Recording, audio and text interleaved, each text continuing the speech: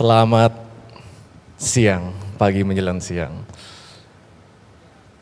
Kalau sesuai topik sih, ada yang ngerasa nggak tahun ini kok kayaknya agak berat ya? Ada angkat tangan coba. Ada yang ngerasa nggak? Oh nggak terlalu banyak ya? Sebenarnya gue ada tantangan yang lebih berat lagi sih. Tahun ini nggak tahu kenapa lebih susah cari istri. Ya itu another topic. Tapi hari ini kalau ada yang memperhatikan, pas banget ini juga kan kemarin ada pelantikan. Karena kita nggak boleh bahas politik, kita bahas ekonomi aja dikit. Things are kind of tough, ya kan? Lapangan pekerjaan, pendidikan dan lain-lain gitu. So in a way we need to figure out things for ourselves. Kita harus lihat opportunity yang ada, kita gunain semua privilege dan leverage yang ada, biar ya kita nggak bergantung sama orang lain sepenuhnya untuk kita bisa achieve apa yang kita mau. And hari ini I have the honor, walaupun ngobrol cuma sebentar, a very amazing person yang I love the values as well, yaitu I would like to invite Mbak Neneng. Mbak karena masih muda, umurnya masih 20-an. Jadi buat Mbak Neneng, yes. The Country Managing Director of Grab Indonesia. Oh nggak ada bumpernya ya?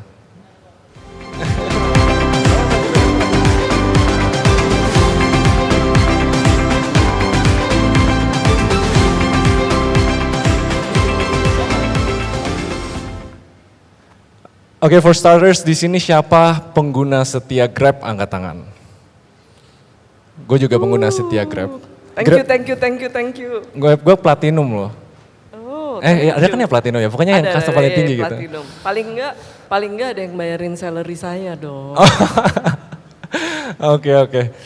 Jadi hari ini kan topiknya kita membahas tentang opportunity and challenges. Challenges itu udah pasti ada. Mau lagi pandemi, mau lagi riuh, mau apa, challenges itu pasti ada. Tapi kalau kita punya the right mindset and see challenges as opportunity, selalu ada yang kita bisa lakuin. Dan hari ini kita bisa belajar berkesempatan langsung sama Mbak Neneng soal how to navigate Grab juga. I think sepak terjang perusahaannya juga amazing. Jadi tepuk tangan dulu dong semua ya buat Mbak Neneng. Okay, so first question. Okay. How did you ended up being Country Managing Director of Grab Indonesia? Oke. Boleh nggak ceritanya dari sedikit lebih panjang karena teman-teman, adik-adik di sini kan mungkin pengen tahu juga gitu ya. Kalau mulai dari kecil, waduh 3 jam nih. Saya sebenarnya punya cita-cita jadi dokter. Dan saya kan sekarang bukan dokter ya. Terus sudah gitu pas lulus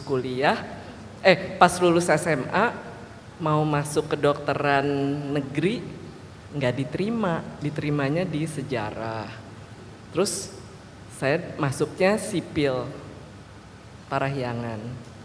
Tapi begitu masuk sipil, saya nggak suka sekolahnya. Ada nggak yang punya pengalaman kayak saya?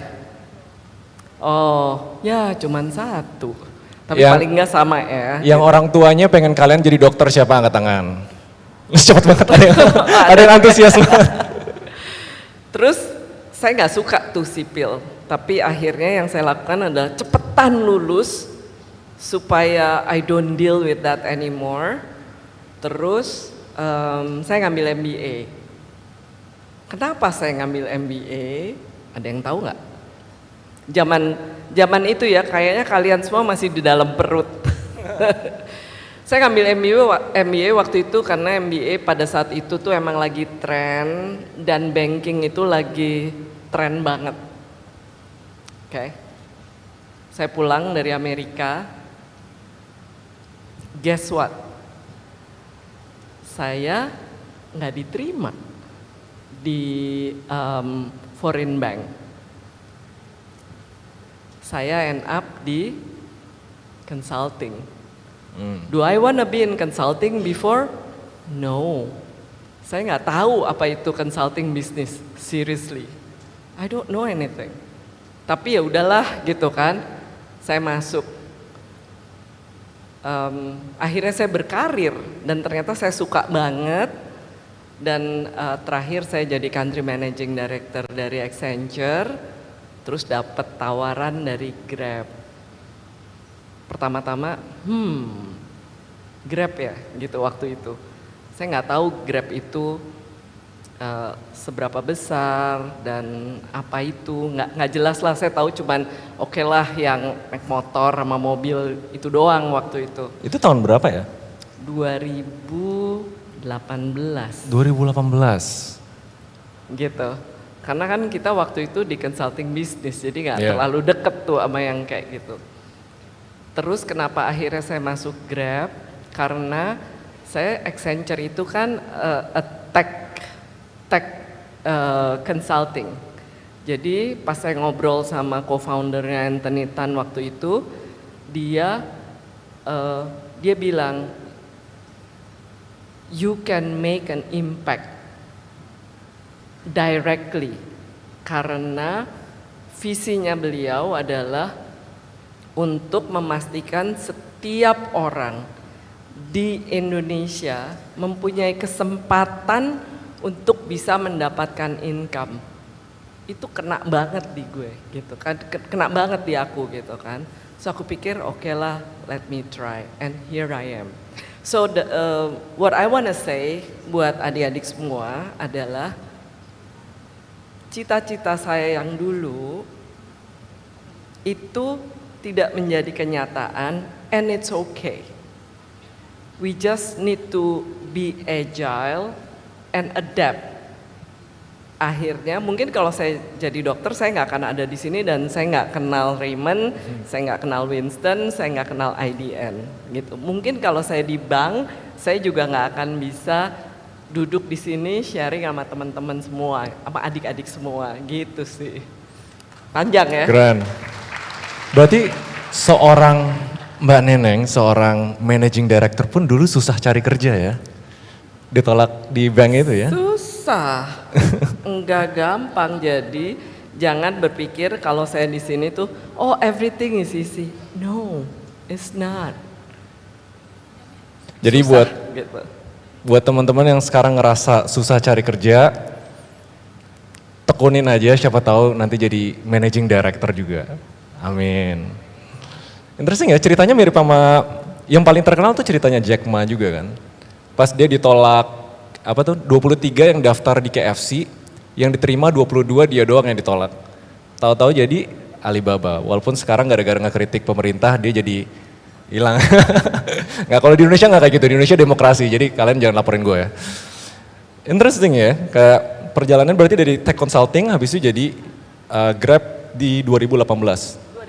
Saya masuk Grab, saya ditawarin 2018, kan biasa galau, mikir. Jual mahal? Enggak. Oh enggak. Terus akhirnya when I decided, itu saya masuk Februari 2019. Baru masuk 1 tahun kemudian langsung ditantangi pandemi. Itu rasanya gimana? Kayak baru masuk nih, baru menyesuaikan culture-nya, baru menyesuaikan, tahu-tahu langsung dikasih tantangan pandemi. Gitu. Itu bener-bener challenge yang nggak ada yang pernah bisa bayangin. I'm sure kalian semua di sini juga nggak pernah kebayang kan mesti pandemi. Pasti kalian waktu itu, siapa yang waktu itu masih mahasiswa? Atau masih SMA? Oh, banyak ya? Banyak ya. Nggak siap kan? Berat banget kan? Sama. Buat saya juga berat banget dan stres banget. Dan yang paling membuat saya stres waktu itu adalah begitu banyak mitra pengemudi kami, mitra merchant kami yang tiba-tiba bingung nggak ada kerjaan. Mitra pengemudi itu dia hanya bisa nganterin makanan kan. Benar nggak? Nggak bisa nganterin orang kan? Itu kita stres banget mikirin mereka. Jadi kita berinovasi.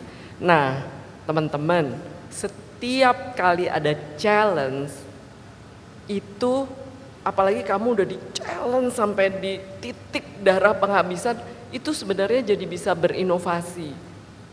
Jadi kita inovasinya adalah, ini gimana caranya ya supaya driver partner kita tuh tetap bisa kerja. Selain ngantar makanan, akhirnya kita buat GrabMart. Jadi bisa nganterin groceries juga. Dulu nggak ada, jadi itu tag-nya tuh cepet banget produknya, benar-benar pakai produknya food, dipakai buat mart. Pokoknya asal bisa dulu aja. Kenapa? Karena kita mikirin driver kita gitu. Terus kita juga mikirin mereka gimana caranya supaya customer itu nggak takut gitu kan. Dulu nggak tahu kan nularinnya pakai apa.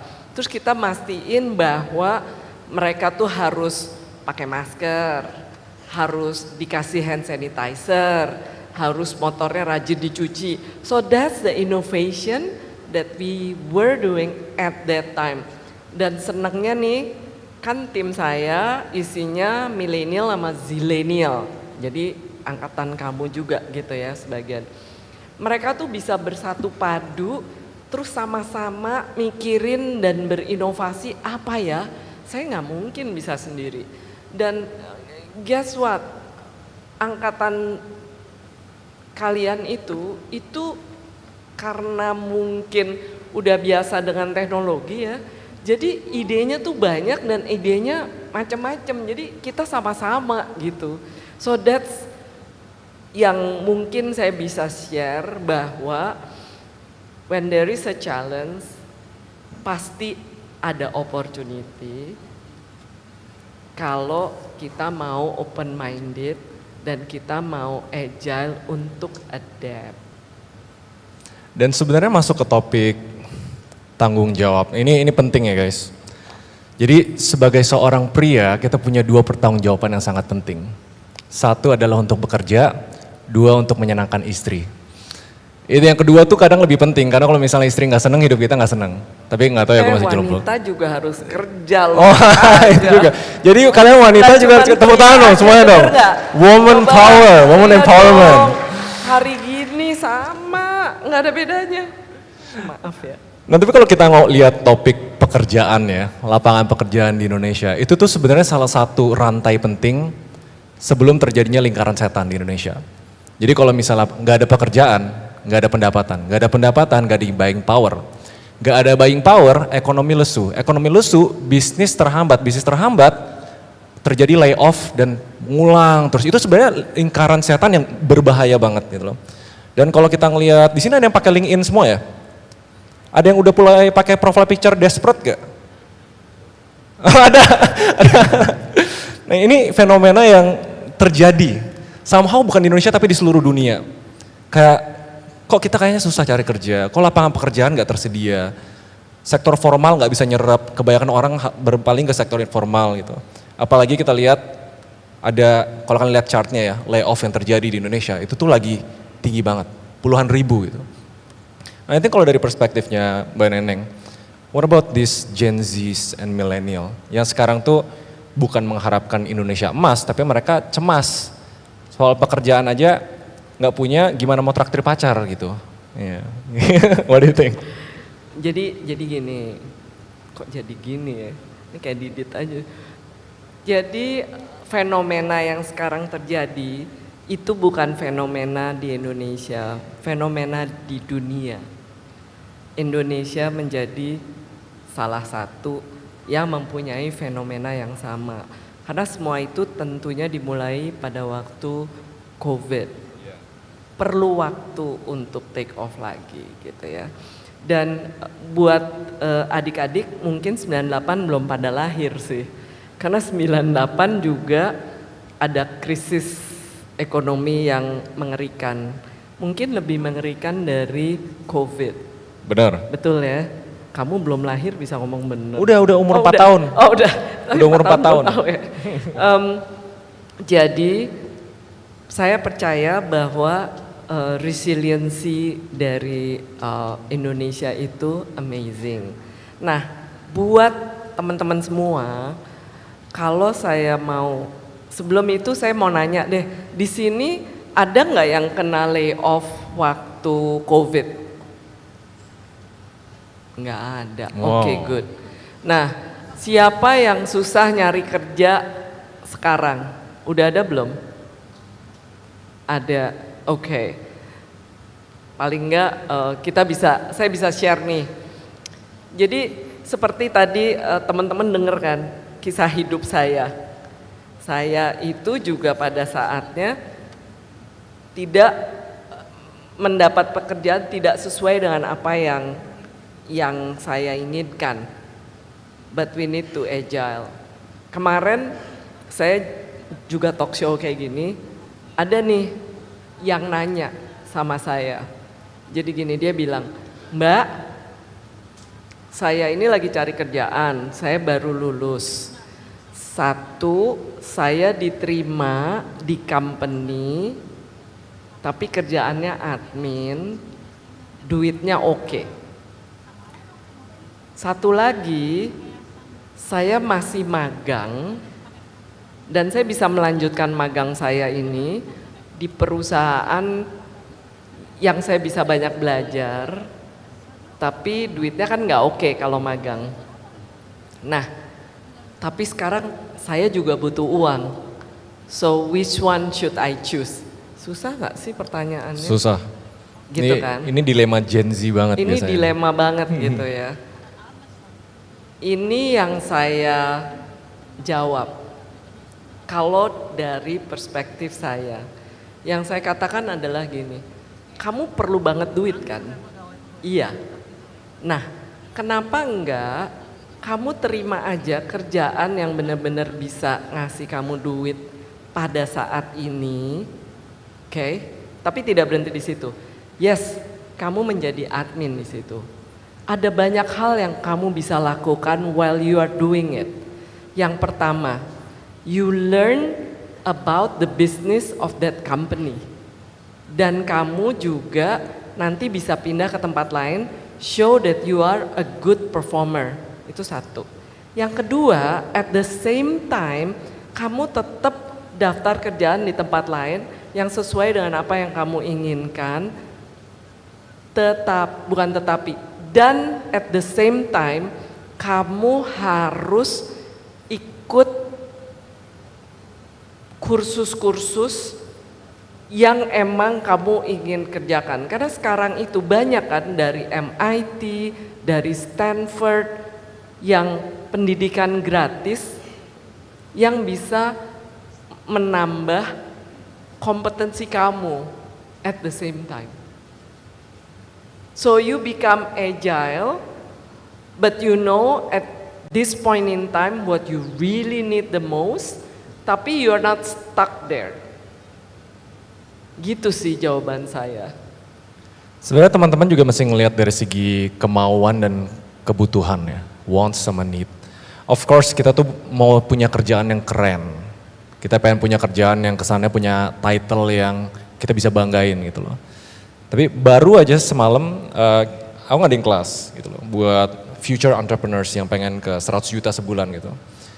Hal pertama, kalau topik gua tuh sebelum mulai bisnis, ada namanya tanggung jawab soal financial responsibility. Kalau misalnya besok masih bingung mau makan apa ya jangan banyak mikirin want-nya dulu.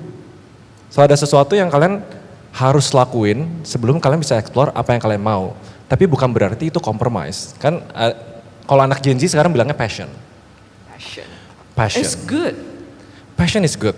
Tapi banyak orang misunderstood the meaning of passion. Passion dari bahasa aslinya Yunani atau passio artinya to suffer. Bukan melakukan apa yang kalian suka. Tapi melakukan apa yang kalian rela untuk menderita untuk mencapai tujuan yang kalian mau. So itu sebenarnya arti kata passion sesungguhnya gitu. So do what you're passionate about, and nanti sisanya bakal ngikut gitu loh. Karena ini lagi tough situation dan banyak milenial Gen Z ngerasa ini tough situation. Padahal banyak yang bisa dilakuin, self education, upskilling, self learning, belajar soft skill, komunikasi dan lain-lain. Itu tuh sebenarnya kita nggak perlu nunggu. We live in the age of digital era kan. Betul. Yeah. Dan sebenarnya kalian itu sangat lucky loh. Ya. Yeah. Zaman saya dulu itu Kalau mau nyari sesuatu, nyarinya kemana? Ke library. Benar. Kalau sekarang it's in your hand. Dan apa-apa kalau mau belajar gitu kan, pasti bayar. Benar. Karena cari kursus, cari sekolah, nggak ada ya kayak sekarang. Gratis and in your hand. It's the power of technology. So you are lucky. Look it from that side gitu kan. Dan Yeah. setiap tantangan pasti ada opportunity. So please look everything from half full, not half empty. Right? Dulu gue juga ngalamin susahnya sebelum ada Grab, itu sama mantan, di samping jalan harus angkat tangan cari taksi. Kadang setengah jam sebelum kita, iya. Dulu tuh lumayan susah, kalian Gen Z itu udah ngalamin pencet, abis itu semuanya datang dulu, order makanan, harus telepon terus jelasin menunya, ngomong alamatnya terus. Sekarang semua tinggal pencet. Jadi itu sangat memudahkan kita, tepuk tangan buat Grab dong. Serius dulu sampai kalau nggak dapet taksi naik bajai. Iya. Padahal udah dress rapi gitu Udah kan, keren mau ya. makan kan. Iya, you guys really have it way easier. Tapi challenge-nya gini, because they're born with it. Kalian Gen Z udah lahir dengan privilege semuanya serba instan. Sometimes they take it for granted. Aku kalau sebagai milenial, employee Gen Z, tadi masih mending nanyanya bandingin kerjaan ini sama kerjaan ini. Aku pernah interview sama Gen Z, dia nanya, ada meja pingpong nggak? Nggak ada. Oh ya udah deh, makasih. Itu tuh kayak mind blowing banget buat gua. Dia mau cari tempat kerja yang ada meja pingpong gitu. Ya nggak salah gitu loh, tapi ada aspek what you have right now, don't take things for granted. Ada saran nggak kalau dari Mbak Neneng misalnya, sebenarnya semua tantangan yang ada di Indonesia sekarang, itu tuh semuanya bisa di-solve. Semuanya ada cara untuk menanggulanginya gitu loh. Tapi kalau buat Gen Z sama milenial sekarang kan mereka kayak first timer nih. Banyak yang fresh grad, first job dan lain-lain.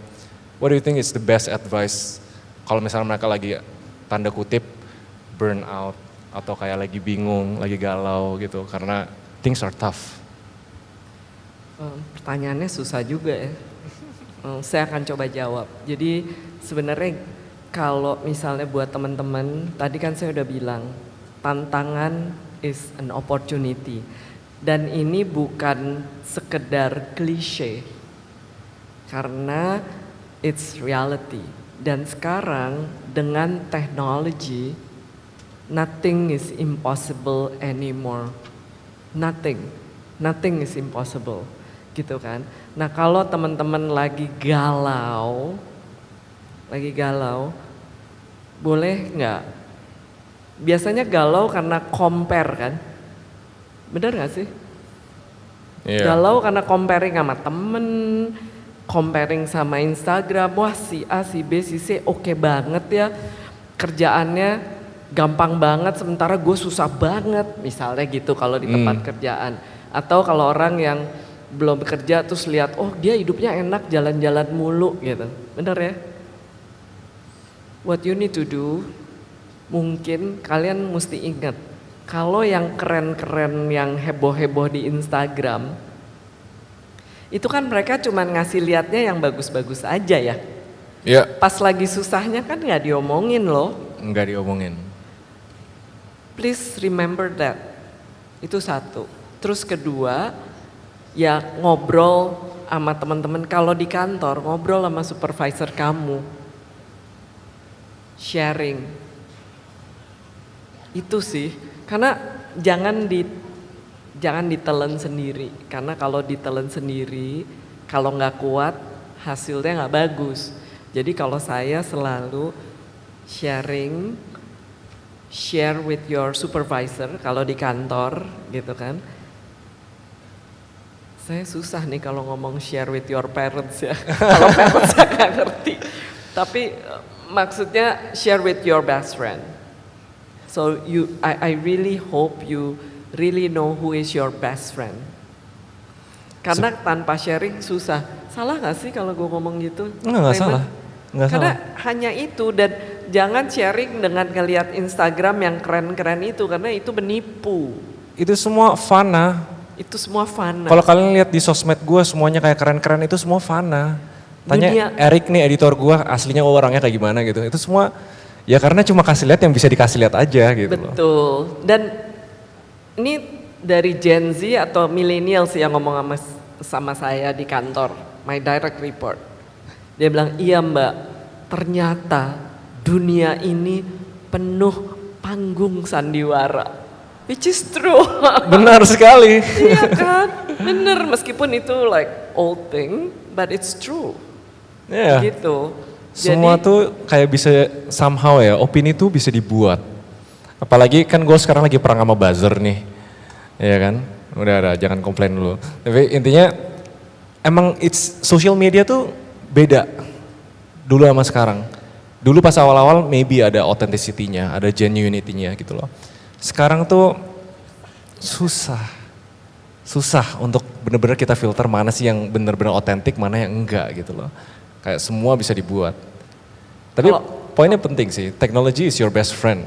technology is your best friend. Tapi And- bisa juga jadi your biggest enemy Jadi juga. your biggest enemy. Tapi what you need to also use your technology, use your gadget in your hand to listen to TED Talks.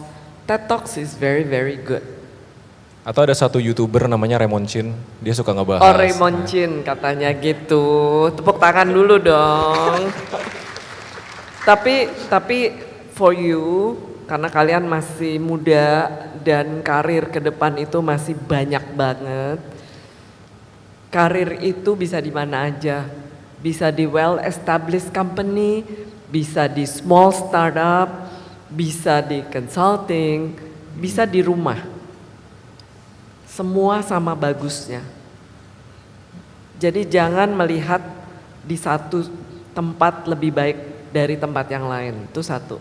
Dan buat kalian yang paling penting adalah juga your network is your net worth. So you really need to have lots of network. Itu penting banget dalam hidup. Tapi the quote, your network is your net worth, itu bukan cuma berlaku atasnya. Enggak. Kalian punya teman baik, punya kenalan yang bagus, itu bakal bisa nunjang karir luar biasa. Tapi kalau berteman dan circle pertama kalian yang bisikin itu orang-orang yang nggak punya karakter, nggak punya integritas, itu benar-benar bisa anjlokin net worth kalian juga gitu loh. So kalau misalnya, ini kan ada notes-nya ya, kita mau ngebahas apa. Tapi I wanna add one more thing. Apapun itu yang kalian pelajarin untuk maju soal karir, soal life, soal opportunity, always have character. Selalu surround yourself sama orang-orang yang punya integritas. Karena banyak sekali orang di Indonesia yang tanda kutip udah pakai hashtag desperate, mereka ngelakuin hal-hal yang desperate juga. Nipu orang, cuci uang. Sometimes kelihatannya kayak worth it secara jangka pendek, ya udahlah it wouldn't hurt gitu loh. Tapi try living your life setiap hari takut di penjara.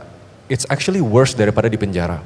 Kalau di penjara ya udah lu di penjara gitu. Tapi kalau misalnya living your life, aduh bakal di penjara nggak ya, bakal di penjara nggak? Itu nggak bakal tenang. So poin satu that I wanna add, kalau lagi desperate atau lagi ngerasa susah, tetap pegang teguh sama karakter dan integritas kalian. Itu penting banget. Ya, aku 150% support Raymond sih dalam hal ini. Asik. Apalagi dari kalian masih muda gitu ya. You need to have your value. What is your value? Don't sacrifice your value please. Dan jangan mengejar apapun at all cost. Karena once you start mengejar at all cost, you will sacrifice your values, whatever your values. I'm sure each and every one of you has good values. Amin. Tepuk tangan dulu dong semuanya. Gue percaya di sini orangnya semuanya punya good values ya. Please don't sacrifice that. Iya, Please. nggak worth it. Indonesia butuh bukan cuma orang-orang hebat, tapi orang-orang yang berintegritas. Setuju nggak? Setuju banget. Setuju nggak? Setuju. Pemimpin harus berintegritas Kok ya. kurang keras sih? Setuju nggak? Belum makan siang. Jadi semua value-nya sama. Bagus, oke. Kalau misalnya kita udah punya the right foundation, kita harus punya positive outlook. Itu penting, kita harus punya positive outlook, jangan pesimis terus lah. Satu hal ya, yang Gen Z sering lakuin adalah they're very short-sighted. Cuma ngeliatin depan mata tapi nggak bisa zoom out. Orang-orang kaya di Indonesia itu mereka berapa puluh tahun tekun ngelakuin hal yang mereka lakuin dan sepak terjang semua kegagalannya itu puluhan tahun. Jadi kalau misalnya di depan mata, oh kayaknya susah nih, udah have a positive outlook. Sama ada satu phrase yang kadang orang tuh nggak benar-benar ngerti. Every challenge is an opportunity. Semua masalah itu justru adalah sebuah potensi gitu loh. Gimana cara kita menanamkan statement itu yang semua orang udah tahu, tapi mereka nggak, they don't live it gitu loh. Ngeliat masalah, aduh burnout. Belum bisa, masalah, yes masalah. Ini something I can solve gitu loh. What do you think? Jadi biasanya gini kan, kalau teman-teman di sini, adik-adik di sini punya masalah, pasti apa ya istilahnya komplain, ngambek, marah gitu. Update story. Hah? Biasanya punya update di story Instagram kalau punya masalah. Gitu ya. Boleh, kayak gitu bukan yang nggak boleh. Boleh, sebentar aja tapi jangan lama-lama. Karena kalau kamu terus mikirin masalahnya aja, ya nggak akan bisa solve. Sebentar aja udah mau update di story boleh dan sebagainya. But then after that, sit back and think. Dari masalah ini nih, coba kamu lihat dari angle yang lain. Pasti ada opportunity-nya. Pasti. Nggak mungkin enggak. Karena semua itu selalu dua side of coin. Ya kan? Yang positif sama yang negatif. Sama kayak yang saya tadi katakan gitu, yang saya share mengenai pandemik gitu. Kalau kita cuman mikirin, aduh gimana ya, ini kasihan orang nggak ada opportunity, terus kita nggak mikir gitu ya. Padahal kan di situ ada opportunity, makanya lahir yang namanya GrabMart, lahir yang namanya Grab Just Tip. Grab Just Tip itu artinya kamu mau beli sesuatu di mana, tolong beliin lewat driver kita gitu ya. The challenge is also an opportunity. Kalau bisa dilihat seperti itu, then everyone will see that. Kalian harus mengasah sekali lagi. When you get a problem, when you have an issue, when you have a challenge, asah, kalau boleh ingetin, asah, kesel sebentar. Udah gitu stand up, sit back and think. Boleh nggak? Kayak gitu.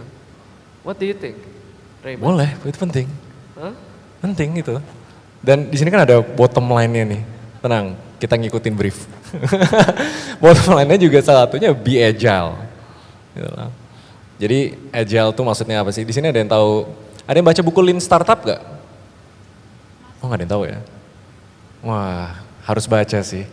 Jadi sebenarnya salah satu prinsip penting kenapa perusahaan-perusahaan di dunia ya, bener-bener di dunia yang giant-giant, termasuk Grab. Mereka bisa sampai di tahap itu karena ada satu prinsip yang mereka pegang, yaitu being agile, agility, lincah gitu loh. Oh, your follow up question, mungkin how do you define being agile? Dan ini mungkin multi konteks ya, mungkin dalam bentuk perusahaan atau anak muda zaman sekarang, lincah tuh maksudnya apa sih? Kadang mereka salah ngerti, agile tuh mereka ngeliatnya sebagai kutu loncat. Ada kerjaan opportunity lain ambil, ada distraction apa ambil. Oh agile itu lincah gitu loh.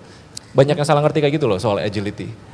Agile itu being adaptive di situasi, bukan jadi kutu loncat gitu kan. Jadi kalau seperti yang saya tadi kasih contoh gitu ya, saya adapt dengan situasi, saya nggak keterima di banking, ya udah saya kerja di consulting, I do my best, I do it with passion, then I can be where I am now. one of agile and adaptive. Sama aja, misalnya pada waktu pandemi, banyak yang di-terminate dari pekerjaan, ya kan? Dan mereka adaptive. Ada yang terus dia jago bikin makanan, dia bikin makanan di rumah, terus dia on board ke online business seperti Grab atau Gojek. Akhirnya mereka bisa berhasil dan sukses. That's being agile. Jangan sedih terus dengan situasi dan menyalahkan situasi.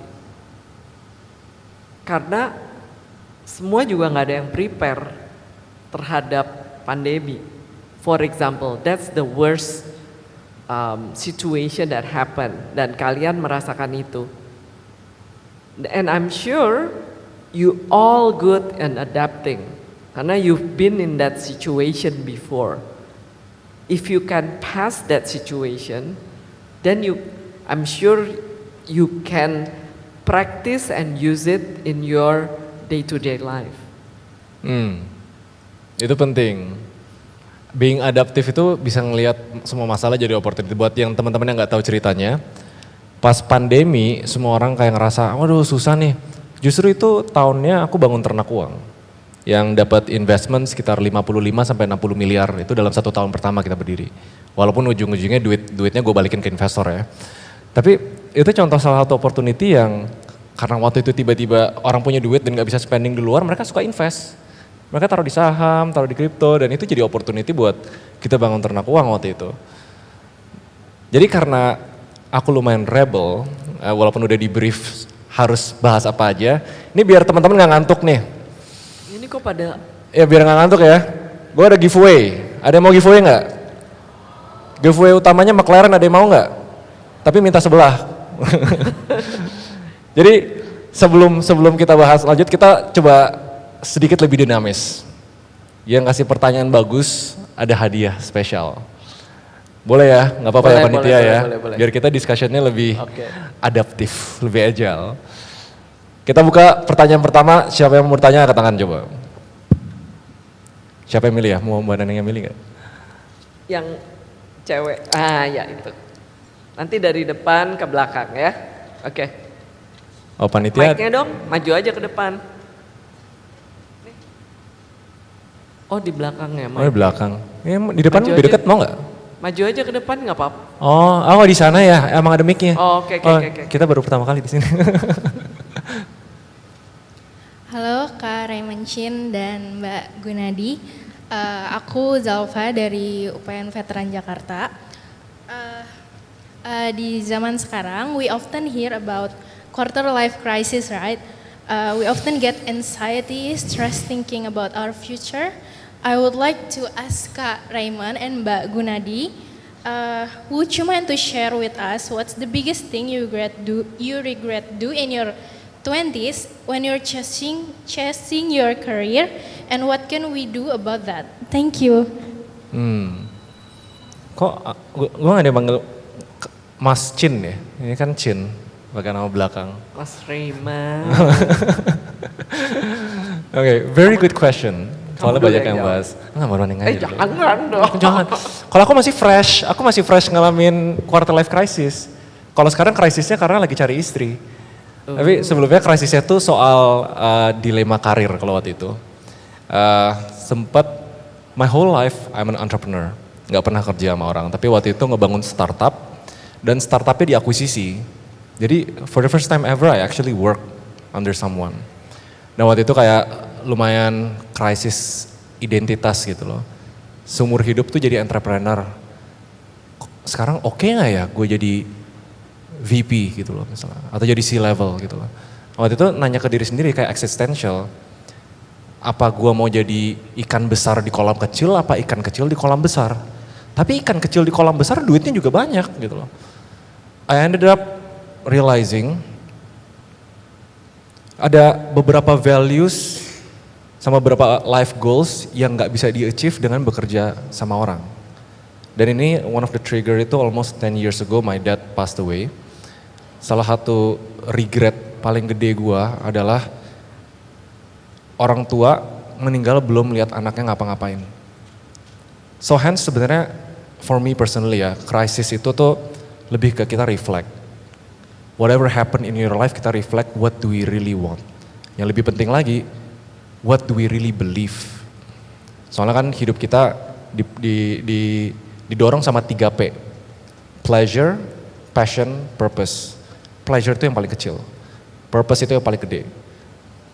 Ujung-ujungnya dari all of my friends, kalau mereka lagi krisis ya.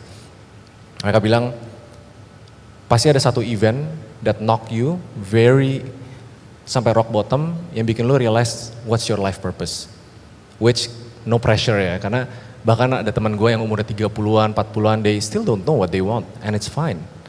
Tapi ya tujuannya krisis itu sih kayak kalau regret sampai sekarang is basically ya gue gak bisa putar balik waktu, my dad already passed away.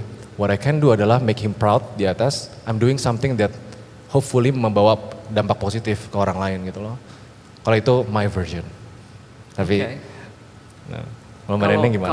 Kalau buat saya, tadi kan sebenarnya saya nggak ceritain banyak gitu kan, karena waktu saya cita-cita jadi dokter, karena ayah saya dokter, dan sebenarnya dekan universitas yang saya mau itu adalah teman ayah saya. Jadi dia bilang, oh anak kamu lulus kok bagus di tes masuk. Jadi kebayang nggak sombong dan belagunya saya saat itu, dan pada waktu itu penerimaannya itu ada di koran, ya kan? Zaman dulu tuh, kalau zaman sekarang kan enggak. Saya buka koran dong, saya udah yakin, kebayang gak sih? Yakinnya tuh 120% bahwa keterima. Guess what? Gak ada namanya di situ. Can you imagine? Dan itu cita-cita dari kecil karena saya selalu pergi sama ayah saya, ngelihat dia di kamar operasi, jaga, bla bla bla. Itu tuh hilang. It's very hard at that time. Cuman akhirnya saya kan terus masuk sipil gitu ya. Karena saya orangnya ya udahlah, I wanna do it next year. 1 tahun sudahnya. Tapi sebenarnya saya juga diterima kedokteran swasta, tapi pada saat itu saya nggak mau gitu ya. Saya ya udahlah sipil aja gitu. Sipil keren, pengen nyoba gitu. It's a challenge karena orang pada saat itu susah banget masuk sekolah itu dan di sipil. So it become a challenge.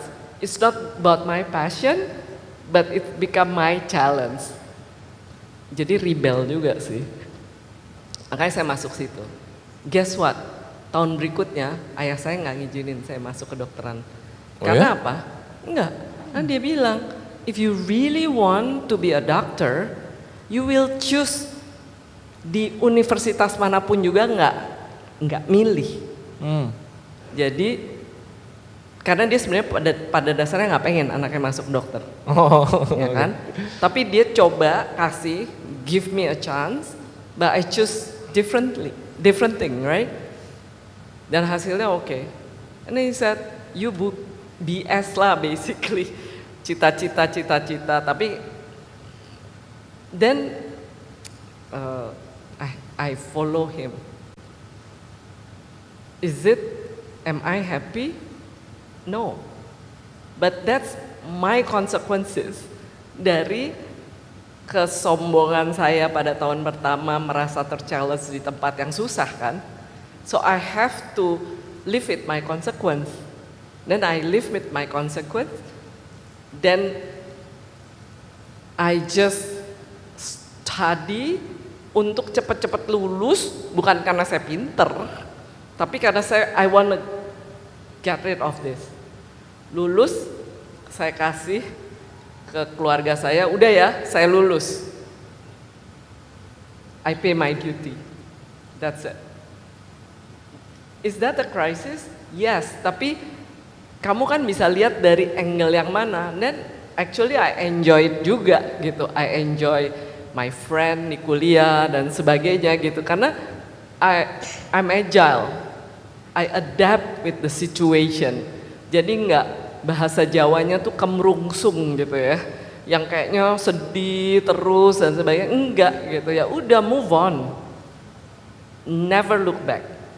But use this as your your experience that hopefully you will not do that again in the future.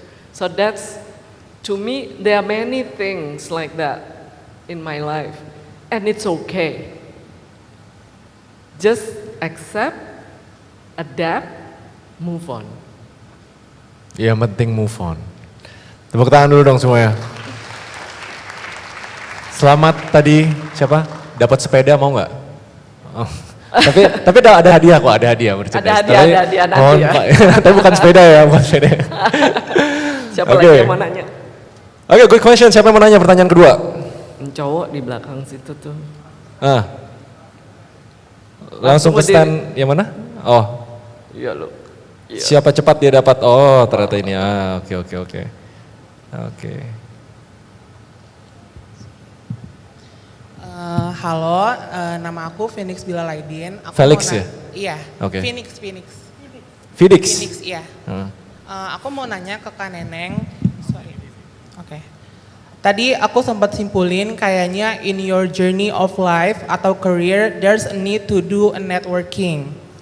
And it usually an extrovert behavior atau extrovert thing. But do you have any tips for the introvert one and how to deal with it? Thank you. Badan yang dulu. Tapi aku tergelitik. Kamu dulu gimana? I'm an introvert. So I think you should, because I'm an extrovert. Gini ya guys ya, kita paten bareng-bareng ya. Introvert bukan berarti nggak bisa networking. Tolong buang itu jauh-jauh dari kepala kalian. I am an introvert. Gue kalau ketemu orang seharian gue capek. Tapi bedain antara being introversion sama social anxiety. Bedain dua hal itu. Introvert itu ketemu orang capek, extrovert ketemu orang dapat energi. Tapi apakah itu ngedictate lu bisa networking sama orang? Enggak. Networking is a skill. Social anxiety itu problem yang harus di-tackle mau introvert atau extrovert gitu loh. Belajar public speaking, belajar network, belajar communication dan lain-lain gitu. Karena kalau gue personally sih capek, dengar gue gak bisa networking karena gue introvert. Itu bukan gara-gara lu introvert. It's because you have social anxiety and you don't practice. Kayak orang-orang jago networking itu mereka tiap hari ketemu orang, latihan terus, di depan cermin bilang, lu belum punya McLaren, kerja gitu misalnya. Lu latihan gitu loh. So I think short intronya itu. Jadi I don't like hearing introvert gak bisa networking. Tapi mungkin Mbak Neneng punya other opinion. Jadi sebenarnya kalau networking itu ya guys, dari pertama, kalau masih kuliah nih, di teman-teman di angkatan satu fakultas. Habis itu juga ngobrol sama teman-teman di atas dan di bawah. Open, ngobrol, aktif di senat, ya kan? Terus juga ngobrol, jadi misalnya ketemu temen nih di kantor, terus ada temennya itu punya temen di luar, ngobrol kan masih sering kan kayak gitu kan, nggak mungkin nggak pernah interaksi. Nah kalau lagi kayak gitu ya, make sure kamu tuh pay attention. Capek memang, bukannya nggak capek, tapi pay attention sehingga kamu juga bisa ngobrol sama. Jadi network kamu makin lama makin luas. Guys, mau extrovert atau introvert, nothing is free in this world. You need to sacrifice your time untuk networking. Capek emang. Meskipun kamu bilang kalau introvert tuh capek banget, energinya banyak banget, sementara kalau extrovert itu dapat energi. Kalau networking, sebenarnya nggak juga sih. Capek juga ya? Capek juga, tapi kan lama-lama bener yang kamu bilang Raymond, you have to practice, you have to spend effort buat semua. Karena gini, sering kan gini, gue males ketemu sama teman-teman, gue di rumah aja. gue main sama game, gue main sama komputer. Nggak salah juga, tapi jangan kelamaan gitu. You have to balance your life. Itu sih. Jadi try, practice. Soalnya aku ngeliat ya, bukan Gen Z, bukan Gen Y, bukan my generation which is millennial, nggak ya. Kalau nggak ada interest, pas orang ngobrol tuh kamu tune out gitu. Ya. Nah nggak boleh gitu. Ngeselin sih, capek, misalnya sebel. Ya udah, dengerin aja and see, is there anything that you can learn? I always believe that you will learn from each and every discussion. Gitu sih. Buat introvert, gue ada satu tip, kalian Google aja. Ini skill yang kalian naturally jago, reflective listening. Nah, pelajaran skill itu pasti jauh lebih gampang networking sama orang. Oke, jadi ada satu pesan dari panitia, wrap up memasuki sesi foto. Jadi pertama kita mau say thank you dulu semuanya udah di sini dan thank you sama Mbak Neneng. Oh boleh satu pertanyaan lagi? Boleh satu pertanyaan Oh, lagi? boleh. Aku masih semangat Ternyata. nih. Oke, masih Sekarang semangat ya. Lo yang milih. Oh gue yang milih, oke. Tuh berdiri, mengambil kesempatan. Itu yang ya oke. Ya, Oke, kita make it fast. selamat siang semuanya. Perkenalkan nama saya Udin. Ya, walaupun nama saya agak kolot tapi saya Gen Z. Nggak ada yang bilang kolot. Ada hubungannya. Ya, saya dari ISEC UIN Jakarta. Ingin bertanya 2 pertanyaan boleh? Harus make it fast kata panitia. Jadi Oke. satu mungkin yang paling penting. Oke, izin bertanya. Ketika kita sebagai mahasiswa sudah lulus kuliah, biasanya ada 2 tipe. Ya, tipe pertama dia itu ingin cepat kerja, kerjaan apapun dia ambil. Terus ada tipe kedua di mana dia menunggu mencari pekerjaan yang gajinya gede, yang menurut dia pekerjaannya yang dia sukai baru dia mau. Ya, dan apa yang harus yang dari 2 tipe itu yang mana sih yang lebih baik atau yang lebih bagus untuk kita pakai tipenya gitu? Actually it's a good question sih. Udah you mau duluan gak? Jadi ini baru terjadi sama salah satu karyawan gua. Ya, dia ada 2 pilihan, kerjaan yang duitnya gede di sebelah atau kerja sama gua. Yang gua generally very tough. Gue lempar lu main banyak kerjaan, tapi upside-nya, analoginya tahun ini lu gajinya 5 juta. Tapi kalau lu kerjanya amazing, tahun depan lu gajinya bisa 30 juta. I mean that's the kind of employer I am gitu loh. Walaupun secara governance nggak bagus buat perusahaan ya, tapi that's what I do gitu loh. Nggak bagus, benar nggak bagus. Sekarang lagi dirubah. Tapi itu pertanyaan yang bagus banget. Ternyata itu happen to a lot of fresh grad. A lot. Jawabannya itu nggak ada jawaban. There's always a balance. Jadi nggak bisa ambil yang kiri, semua kerjaan dihajar. Nggak bisa ambil yang kanan, terlalu picky. Karena terlalu picky, ujung-ujungnya jadi kayak malah nggak dapat kerjaan. Malah ujung-ujungnya you set out the mindset of tunggu yang bagus dulu gitu loh. Padahal the best things in life itu nggak kita nunggu for things to happen, tapi we make it happen gitu loh. Jadi kayak jawabannya tuh agak tengah-tengah sih. Kalau ada opportunity, misalnya ada banyak nih 10, pilah, spend some time untuk bener-bener analisa, bener-bener evaluate mana yang bagus. Dari semua yang paling bagus itu, coba kejar. Kalau misalnya nggak dapet, ya udah second best. Intinya kayak gitu. Tapi kalau misalnya nggak ada offer sama sekali, udah coba dan ada opportunity nih, kalian ambil. Iya. Jawaban simpelnya for me kayak gitu sih. Iya, I agree with you. Tergantung what you need at that point in time, gitu kan. It's always like depending on the situation. Kalau emang cuman pilihannya cuma satu, dapat kerjaan yang nggak ada choice lain, then at that point in time you really need to work, just take it. Yeah. But at the same time, parallelly, you also find another job. Dan siapa tahu yang ini juga ternyata opportunity-nya bagus. Sama aja waktu saya tiba-tiba diterima consulting, you think I like it? I don't. I just try. Siapa tahu suka. Siapa tahu bagus. Ya. ya kan? So, that's what I did. Jadi kayak gitu sih, sama jawaban yang ditanya sama ada lagi talk show gitu, saya jawabnya seperti itu. You definitely have a lot of experience. Kalau misalnya ada kata-kata penutup untuk Gen Z dan milenial di sini, what would it be? Sebenarnya saya rangkum aja ya dari 3 hal buat kalian. Yang pertama, be agile. Itu nomor 1 tuh, penting banget dalam setiap hal. Yang kedua adalah your network is your net worth. Remember that. Yang ketiga, technology is your best friend.